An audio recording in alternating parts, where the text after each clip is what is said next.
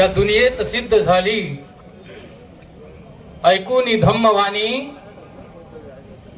धम्मवाणी धरणी ही बुद्ध झाली, जनी जनी चाखली धम्माची वाणी, ती माणसं आज मनाने शुद्ध झाली, ती माणसं आज मनाने शुद्ध झाली. मित्रांनो, मी सुरुवातीला सर्वांचे नाव घेतलेली आहे. सरांचं आपल्याला ऐकायचं आहे आणि त्यामुळे मी ते नाव घेण्यामध्ये पुन्हा एकदा वेळ घालवणार नाही. आपली सर्वांची संमती घेऊन मी माझ्या अध्यक्षीय भाषणाला सुरुवात करतो आहे. तत्पूर्वी आदरणीय साहेबांना मी अशी विनंती करेल की माझं बोलणं जर 5-10 मिनिट जर वाढलंय तर आपण मला सहकार्य कराल. कारण प्रस्तावनेमध्ये काही गोष्टी राहिल्या त्या आपल्या सर्वांच्या पुढे ठेवणं आवश्यक आहे आणि म्हणून सुरुवातीलाच मी परवानगी मागितली पाहिजे. कारण ती आपली शिस्त आहे, ती आपली कार्यप्रणाली आहे, ती आपली आचारसंहिता आहे आणि म्हणून आपणच निर्माण केलेल्या आचारसंहितेचं आपण पालन केलं पाहिजे असं मला वाटतं. मित्रांनो, आज 28 डिसेंबर 2025 ला बोधिसत्व बुद्धविहाराचं लोकार्पण संस्थेचे राष्ट्रीय कार्याध्यक्ष आणि डॉक्टर बाबासाहेब आंबेडकरांचे नातू आदरणीय डॉक्टर भीमराव यशवंतराव आंबेडकर साहेब यांच्या हस्ते आपल्या सर्वांच्या उपस्थितीमध्ये झालेला आहे. या बुद्धविहाराच्या संदर्भामध्ये बरंचसं काही बोलता येईल, ते मी बोलण्याचा प्रयत्न करणार आहे. आपण सर्वांनी दान दिलंय आणि त्या दानामधून ही वास्तू तयार झाली. याच्या काही गोष्टी मी आपल्या सर्वांच्या समोर मांडू इच्छितो आहे. संस्थेच्या वतीने ज्यावेळेस आदेश आला की सर्व जिल्ह्यामध्ये म्हणजे एक आपलं महाविहार असलं पाहिजे, नुसतं विहार नाही बरं का, महाविहार असलं पाहिजे. सुरुवातीला तर आम्हाला असं वाटलं की हे महाविहार इथं बांधून काय करायचं आहे, कुठं आपल्याला जागा भेटणार आहे, कुठं ओपन स्पेस भेटणार आहे. आम्ही ओपन स्पेसची मागणी केली, काही ठिकाणी आम्ही फिरलो, ओपन स्पेस मिळाला नाही, आम्ही हताश झालो. त्यानंतरच्या कालखंडामध्ये साहेब भारतीय बौद्ध महासभेच्या कार्यक्रमाला काही अडचणी निर्माण होऊ लागल्या आणि मग जर जिल्हा शाखेच्या कार्यकारिणीला असं वाटलंय की जर अशा प्रकारच्या अडचणी निर्माण झाल्या मग भारतीय बौद्ध महासभेचं काय, बौद्ध महासभेचं कार्य कुठं करायचं. संस्थेचं बौद्धाचार्य श्रामणेर शिबिर असेल, बाल श्रामणेर शिबिर असेल, उपासिका शिबिर असेल, समता संयुक्त शिबिर असेल, इत्यादी विविध प्रकारचे शिबिर कुठे राबवायचे. आणि म्हणून आमच्या कार्यकारिणी निर्णय घेतला की आपण एक बुद्धविहार बांधलं पाहिजे. मित्रांनो, निर्णय घेतला, रजिस्ट्रेशन केलं, 2 लाख रुपये दिले आणि इसार चिठ्ठी केली. मग काही लोक बोलायला लागले की यांची काय अवकात आहे 7 लाख रुपये जमा करण्याची. तुम्हाला सांगतो 3 बैठका झाल्या आणि पदाधिकाऱ्याच्या बाहेर आम्ही कोणाला 1 रुपया नाही मागितला त्यावेळेस. कारण प्लॉट हा बौद्ध महासभेच्या कार्यकारिणीच्या मधून झाला पाहिजे. काही लोकांनी सहकार्य केलंय, त्यामध्ये विसावा सोसायटी असेल, विशाल नगर असेल, शंकर नगर असेल, इत्यादी महिलांचे किंवा लोकांचे नाव मला घेता येणार नाही. या लोकांच्या बळावरून, या लोकांच्या ताकदीवरून आणि आपल्या सर्वांच्या धमदानाच्या माध्यमामधून 7,28,000 रुपयाचा प्लॉट खरेदी केला 31 डिसेंबर 2009 ला. आज त्या प्लॉटची किंमत किती आहे मित्रांनो? 1.5 करोड रुपये त्या प्लॉटची आज किंमत आहे. 1.5 करोड. त्या ठिकाणी आपल्या सर्वांच्या माध्यमातून बांधकाम केलंय. 1 करोड 10 लाख पेक्षा जास्त रुपयाचं बांधकाम केलंय. त्याचं आजचं व्हॅल्युएशन किती आहे? 2 ते 3 करोड रुपये. आणि ही 4-4.5 करोडची बिल्डिंग, ही वास्तू भारतीय बौद्ध महासभेच्या माध्यमातून तिचा लोकार्पण सोहळा होत आहे. आणि हा लोकार्पण सोहळा करत असताना मला आनंद वाटतोय. परंतु हा लोकार्पण सोहळा करत असताना मी आपल्याला सांगू इच्छितोय की साहेब, या बुद्धविहाराचं आणखी 10 लाखाचं काम बाकी आहे, बेसमेंटचं काम बाकी आहे, दरवाजांचं काम बाकी आहे. हे आम्ही पूर्ण करणार आहोत याचं आश्वासन आपल्या सर्वांच्या समोर मी साहेबांना देत आहे. आणि म्हणून ज्यांनी देणगी दिली ती अभिनंदनास पात्र आहे. परंतु इथे काही लोक बसलेले असू शकतात की ज्यांनी 1 रुपया दिला नाही. आणि मग त्यांना मी सांगू इच्छितोय की साहेब, तुम्ही जर रुपये दिले असते तर 10 लाख रुपयाचं काम झालं असतं. हरकत नाही, तुम्ही विचार करा आणि पुढील 10 लाख रुपयाचं काम पूर्ण करण्यासाठी भारतीय बौद्ध महासभेच्या या बोधिसत्व बुद्धिविहार बांधकाम समितीला सहकार्य कराल अशा प्रकारचं आवाहन करतो आहे। आपण टाळ्या वाजवल्या, आपण सहकार्य कराल यावर माझा प्रचंड विश्वास आहे। मित्रांनो, आपण म्हणतो ना समाज एकवटला तर काय होऊ शकतं। अहो 10x10 विहार बांधत असताना आपण इतरत्र म्हणजे लोकप्रतिनिधी या माध्यमातून काही लाख रुपये घेतो आणि विहार बांधतो आणि आपण गुलाम होतो। परंतु ज्यावेळेस समाज एकवटतो त्यावेळेस 1 करोड काय 10 करोड रुपयाची बिल्डिंग उभी राहू शकते।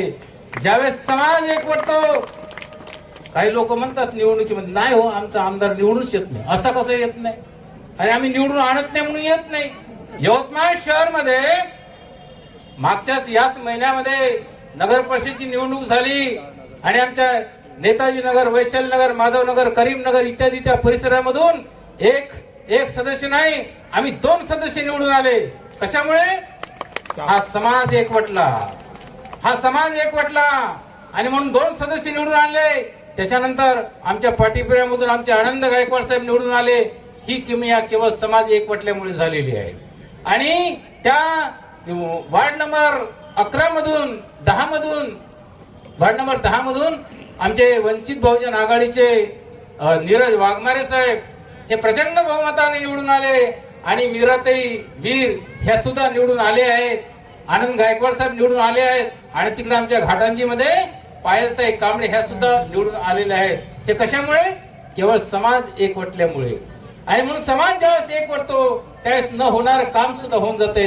म्हणून मला असं वाटते की सर झुकाने वाले तेरा सर क्या है, सर झुकाने वाले तेरा सर क्या है, सर में तेरे भीम का सर पैदा हो, अरे पैदा हो तो ऐसा नर पैदा हो, एक नया आंबेडकर पैदा हो, एक नया आंबेडकर पैदा हो। मित्रांनो, हे झालं समाज एकवटण्याच्या माध्यमामधून, देणगीच्या माध्यमामधून। तुम्हाला सांगतो या ठिकाणी आपल्या घरापर्यंत मला आतापर्यंत येता आलं नाहीये साहेब। मी तुम्हाला सांगतो की देणगीच्या साठी मी आतापर्यंत कोणाच्याही घरी गेलो नाही, लोकच माझ्या घरी आले। किती रुपये घेऊन आले? एक उदाहरण सांगतो सर तुम्हाला। आपल्या औरंगाबादचे एक भगत सर आहे, त्यांनी व्हॉट्सअपवरून मेसेज वाचला, त्यांना असं वाटलं की अरे हे तर बुद्धविहार भलतच दिसते। आणि म्हणून एकदा एक्झिक्युटिव्ह इंजिनियर साहेब आले, बुद्धविहाराचं बांधकाम पाहिले, लईच मोठं काम चालू केलं म्हणे। म्हटलं सर तुमचा सहकार्य पाहिजे, काही हरकत नाही म्हणे। त्यांनी 1 लाखाची थैली काढली, 1 लाख रुपये सुपूर्द दिले। त्यांना आम्ही म्हटलं नाही सर तुम्ही 1 रुपया द्या। अशा पद्धतीचे लोक निर्माण झाले। आमचे रामदास वीर या ठिकाणी बसलेले आहेत, ते महादेवराव पाटलाला घेऊन आले, त्यांनी पाहिले काम, 50,000 रुपयाची देणगी दिली। आम्ही रुपये न मागता 50,000 रुपयाची देणगी दिली। त्यासोबतच एवढंच नाही तर 5 लाख रुपयापर्यंत आम्ही म्हटलं नाही की तुम्ही 5 लाख रुपये द्या। मी आनंद रामटेके साहेबांना फोन केला, सज्जन रामटेके साहेबाचा मुलगा। सर म्हटलं अशी शेवटचं नाही, भैयासाहेब आंबेडकरांच्या सूर्यपुत्र भैयासाहेब आंबेडकरांच्या जन्म जयंतीच्या निमित्तानं 12/12ला आम्हाला उद्घाटन करायचं आहे, वेळ कमी आहे पण पैसेच मिळू लागलेले नाही, काय करू? म्हणे किती पैसे पाहिजे? सर म्हटलं हे मी कसं सांगू, पैसे तर भरपूर पाहिजे पण 5 लाख रुपये भेटले तर बरं होईल। त्यांनी काहीच पाहिलं नाही, म्हणे 5 लाख रुपये पुढल्या महिन्यात येऊन जाईल। आणि म्हणून 5 लाख रुपये त्यांनी ताबडतोब दुसऱ्या महिन्यामध्ये पाठवले आणि त्यामुळे खऱ्या अर्थाने विहाराला खऱ्या अर्थाने चालना मिळाली।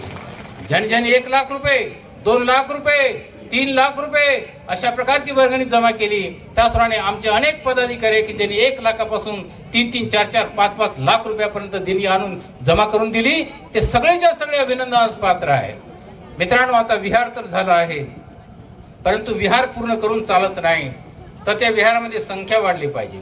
तिथे बौद्धाचार्य श्रामणेर शिबिर झालं पाहिजे, तिथे बाल श्रामणेर शिबिर झालं पाहिजे, तिथे समता सैनिक दलाचं शिबिर झालं पाहिजे, तिथे युवती प्रशिक्षण शिबिर झालं पाहिजे, तिथे युवक प्रशिक्षण शिबिर झालं पाहिजे। आणि यासाठी आम्ही खऱ्या अर्थानं प्रयत्न करणार आहोत। आणि या बोधिसत्व बुद्धविहाराचा वसा या संपूर्ण यवतमाळ जिल्ह्यामध्ये 16 तालुक्यामध्ये पोहोचवण्याचा प्रयत्न करणार आहोत। म्हणजे 16 तालुक्याचं जे टार्गेट असणार आहे, सेंटर असणार आहे, हे बोधिसत्व बुद्धविहार असणार आहे। आणि म्हणून हे केवळ बुद्धविहार नाही तर हे केवळ म्हणजे प्रशिक्षणाचं सेंटर केंद्र असणार आहे। आणि यासाठी आपण सर्वांनी बोधिसत्व बुद्धविहार बांधकाम समितीच्या पाठीमागे खंबीरपणे उभं राहणं हे अत्यंत आवश्यक बाब आहे। मित्रांनो, असं हे काम करत असताना तुम्हाला सांगतो, काही नाव मला घ्यावंसं वाटेल. या ठिकाणी आमच्याकडे अनेक लोक खंबीरपणे उभे राहिले. त्यांच्या खंबीरपणामुळे बोधिसत्व बुद्धविहाराचं बांधकाम पूर्ण झालं. अनेक लोकांनी प्रेरणा दिली वेगवेगळ्या प्रकारची, म्हणजे तुम्ही बांधकाम करा, आम्ही तुमच्या पाठीमागे खंबीरपणे उभे आहोत. या ठिकाणी नाव घेत असताना आपण आज बसलेला हा जो मंडप आहे, या मंडपाची म्हणजे काही जबाबदारी स्वीकारण्याचं काम आमचे कवडूजी नगराळे साहेब इथं बसून आहे त्यांनी स्वीकारलेली आहे. आणि त्याचप्रमाणे या ठिकाणी अनेक दानदाते असे आहेत की त्यांनी ह्याप्रमाणे चांगल्या प्रकारचं काम केलं आहे. तसेच अनेक पदाधिकारी या ठिकाणी काम करत असताना त्यांनी आपल्या वेळेची पर्वा न करता हे काम केलेलं आहे. आणि म्हणून हे बोधिसत्व बुद्धविहार या ठिकाणी म्हणजे उद्घाटन करत असताना मला आनंद होत आहे. एकदा बाळासाहेब आंबेडकर या ठिकाणी आले होते. पण पत्रक काढलं बाबासाहेबांनी समाजाच्या प्रबोधनासाठी. त्यावेळेला बाबासाहेब म्हणतायत, ज्याला वाचता येईल त्याने तो आपल्या चावडीवरती जाऊन वाचावा आणि 10 लोकांना सांगावं. समाज घडत गेला त्याच माध्यमातून. भारतीय बौद्ध महासभेचा भीमराव साहेब आंबेडकर आगे बढ़ो.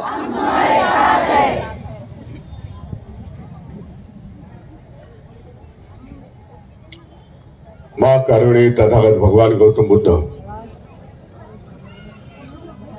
विश्वरत्न, बोधिसत्व संविधानकार डॉक्टर बाबासाहेब आंबेडकर, ज्या सम्राटांचे सम्राट सम्राट अशोक, बहुजनांचे सर्व महापुरुषांना विनम्र अभिवादन करतो. धम्म मंचकावरती असीन पूज्य भंते यांना वंदन करतो. भारतीय बौद्ध महासभेचे सर्व पदाधिकारी, केंद्राचे, महाराष्ट्राचे, या यवतमाळचे त्यांचा गुणगौरव करतो. मोठ्या संख्येने उपस्थित असले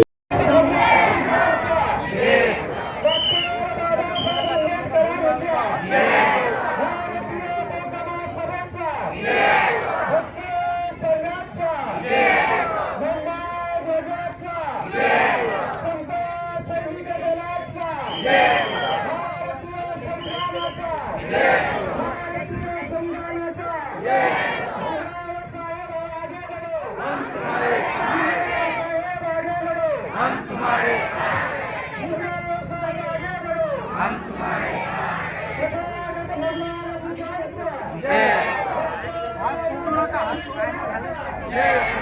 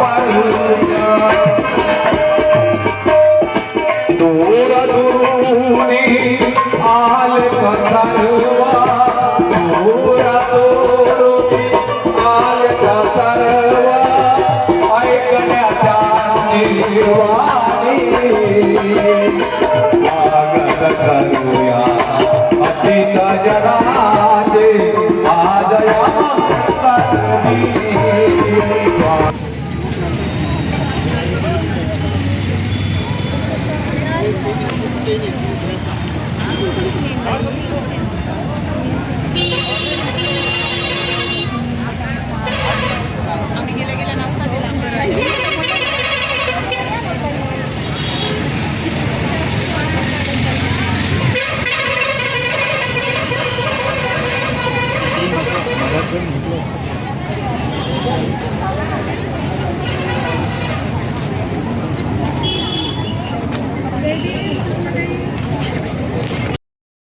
ये पैसे देकर बुलाई गई भीड़ नहीं है, ये सब अपने आप आए हैं और इनके दिलों में विश्वास है।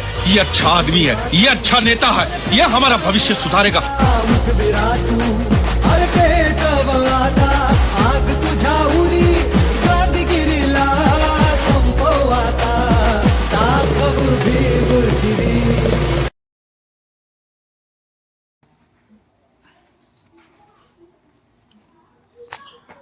बोधिसत्व बुद्ध विहार हे पुढील पिढीसाठी स्वाभिमानी धम्म चळवळीचे आदर्श केंद्र असेल. डॉक्टर भीमराव यशवंतराव आंबेडकर, राष्ट्रीय कार्याध्यक्ष, मुंबई. दी बुद्धिस्ट सोसायटी ऑफ इंडिया तथा भारतीय बौद्ध महासभा यवतमाळ तथा बांधकाम समितीचे वतीने बोधिसत्व बुद्ध विहार लोकार्पण सोहळ्याचे आयोजन समता मैदान यवतमाळ येथे 28/12/25 ला करण्यात आले होते. सर्वप्रथम बोधिसत्व बुद्ध विहाराचे उद्घाटन फीत कापून डॉक्टर भीमराव आंबेडकर साहेबांनी केले. तथागत भगवान बुद्ध व डॉक्टर बाबासाहेब आंबेडकर या महामानवाच्या प्रतिमाचे पूजन पुष्पहाराने, मेणबत्ती व अगरबत्ती प्रज्वलित करून करण्यात आले. भंते श्री नागसेन यांनी सामूहिक त्रिशरण पंचशील वंदना घेतली. त्यानंतर विहाराची पाहणी करण्यात आली. जाहीर धम्म सभेचे आयोजन समता मैदान येथे करण्यात आले. प्रथम डॉक्टर भीमराव आंबेडकर साहेबांनी समता सैनिक दल यवतमाळच्या वतीने सलामी देण्यात आली. कार्यक्रमाचे अध्यक्ष रवी भगत, चेअरमन बोधिसत्व बुद्ध विहार समिती हे होते. आदरणीय भीमराव आंबेडकर यांचा सत्कार करण्यात आला. उद्घाटनीय भाष्य करताना साहेब म्हणाले की केवळ समाज बांधवांच्या देणगीतून महावीराची निर्मिती ही इतर राज्य जिल्ह्यासाठी प्रेरणा व दिशादर्शक ठरेल. स्वाभिमानी, वैचारिक, एकनिष्ठ तथा सुसंस्कृत घडवण्याचे कार्य महान येथून घडविणार असल्याचे पुढील पिढीसाठी आदर्शवादी असेल. सभेला आदरणीय कॅप्टन प्रवीण निखाडे, आंतरराष्ट्रीय सचिव आदरणीय जगदीश गवई, राष्ट्रीय उपाध्यक्ष आदरणीय एस के भंडारे, राष्ट्रीय उपाध्यक्ष आदरणीय वसंत पराड, राष्ट्रीय सचिव आदरणीय UP बोराडे, कार्याध्यक्ष आदरणीय पद्माकर गणवीर, राष्ट्रीय संघटक विजयकुमार चौरपगार, राज्य संघटक यांनी उपस्थित राहून मार्गदर्शन केले. याशिवाय धम्म मंचावर नेताजी भरणे, चंद्रपूर व सर्व तालुकाध्यक्ष उपस्थित होते. कार्यक्रमाचे प्रास्ताविक आदरणीय मोहन भावरे जिल्हाध्यक्षांनी केले. अध्यक्ष भाषणात आदरणीय रवी भगत यांनी बोधिसत्व बुद्ध निर्मिती करतानाचा संघर्षमय प्रवास भूमिका सर्व लेखाजोखा कथन केला व दाते यांचे धन्यवाद मानले. यावेळी आदरणीय रवीजी भगत यांचा सत्कार करण्यात आला. नोकरीचा पहिला पगार देणारे 1 लाखाची वर देणगी देणारे यांचाही सत्कार करण्यात आला. सूत्रसंचालन आदरणीय रुपेश वानखडे यांनी केले तर आभार रंजनाताई ताकसन यांनी केले. या कार्यक्रमासाठी चंद्रपूर, वर्धा, नागपूर, अमरावती, वाशिम, अकोला इत्यादी जिल्हा पातळीवर तसेच यवतमाळ जिल्ह्यातील सर्व तालुका शाखेचे पदाधिकारी व जिल्हा शाखेचे पदाधिकारी, धम्म बांधव, धम्म भगिनी, केंद्रीय शिक्षिका, केंद्रीय शिक्षक, लोकाच, बौद्धाचार्य यासह 4000 लोकांची उपस्थिती होती. पहा ही बातमी.